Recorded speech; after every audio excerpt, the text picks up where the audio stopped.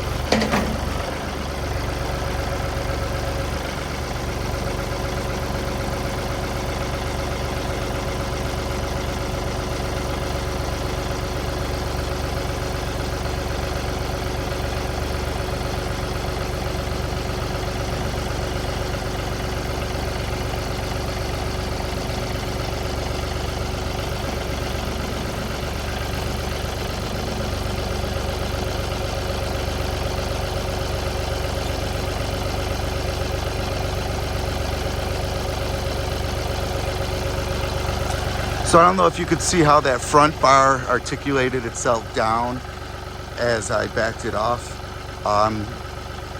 That acts as the second leg of your two-part stand. The front being the bucket and the back being that little bar that comes across.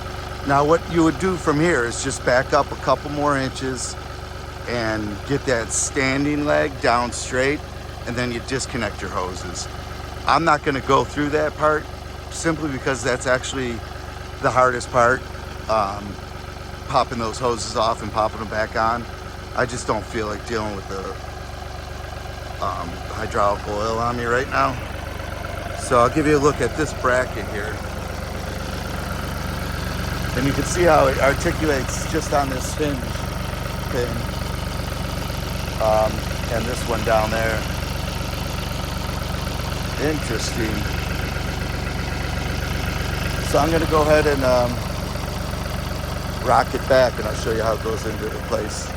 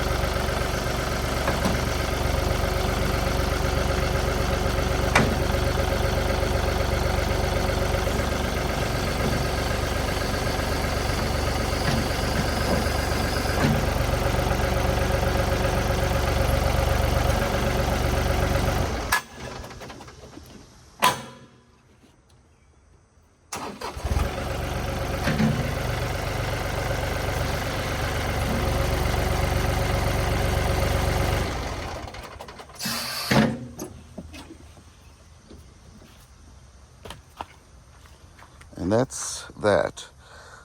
Really, the only two motions you use is lowering the bucket down, and that'll raise it up off there, and then lifting the bucket back up, and that'll set it back down onto the hinges. But super clever design, and it aside from dealing with the hydraulic hoses, it's pretty simple.